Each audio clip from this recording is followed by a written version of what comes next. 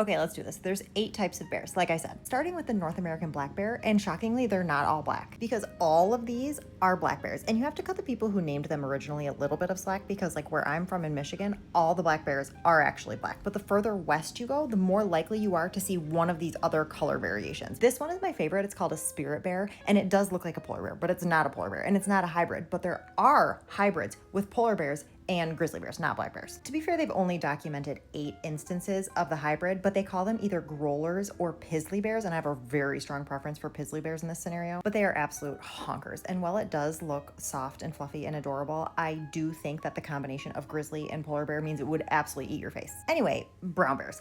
I thought grizzly bear was just another name for brown bear, but apparently there's different subspecies of brown bears, which includes grizzly bears. There's grizzly bears and there's also Kodiak bears, and Kodiak bears can only be found in the Kodiak archipelago in Alaska, but grizzly bears can be found like up in Alaska and Canada and in the northwestern United States. There are other subspecies of brown bears, but apparently there's some controversy over exactly how many, and like I said, I did not go to bear college, so I'm gonna leave that to perhaps somebody who did. But between the two of these, first of all, they're both scary. Grizzly bears are large in a 400 to 800 pound range. Kodiak bears are large in a 1,500 pound, 10-foot tall range, which makes them firmly no for me. But if you think that's bad, polar bears can be over 1,700 pounds, and also they will hunt people for sport. Panda bears, on the other hand, are like 250, 220 pounds, which is significantly more manageable, despite the fact that they're called giant pandas. And I found out that they are called giant pandas because they were discovered after red pandas, so they named them giant pandas.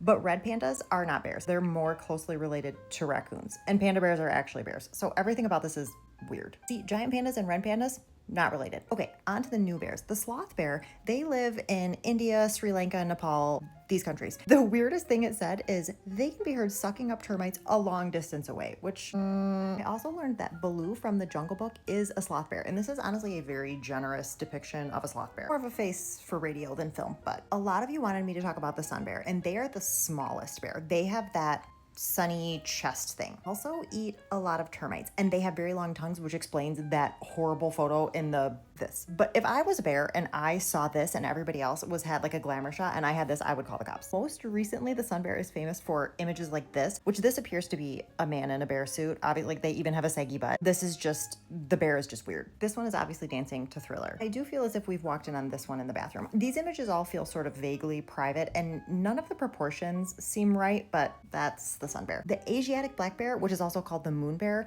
is like the sun bear, but it's like very fat and fluffy, like it has a lion's mane. I have a strong preference for the fat version. This one looks slightly less welcoming. This one, you can see how it kind of has a mane, and there are some that the colors are different and they look like a lion. Oh my God, why? I had no idea this existed, but I like this one a lot. This again kind of looks like if I tried to draw a lion from memory and just completely forgot what their face looked like. This is a golden moon bear, which is like a genetic anomaly, so there aren't very many like this, but this is so cute. The last one is the Andean bear or the spectacled bear, which I have never heard of in my life, except I have because that's what Paddington is. Very understandably mistaken for a brown bear if you don't know spectacle bears exist, you know? They have very cute face markings. And this kind of reminds me of like an Australian shepherd with the freckly nose. This I can only assume is a passport photo. This one has such pretty colors. These bears are endangered, which is bad. And they're also relatives of the Florida spectacled bear, which is like a prehistoric extinct bear. I would die for this baby though. And that's all the bears. People did ask about koalas, which I did get yelled at before on here because I said koala bear just out of force of habit because I know they're a marsupial, but those are a marsupial, they're not bears. And also, like I said, red pandas are not bears. And there's something else, a cat bear maybe, also not bears. These are all the bears.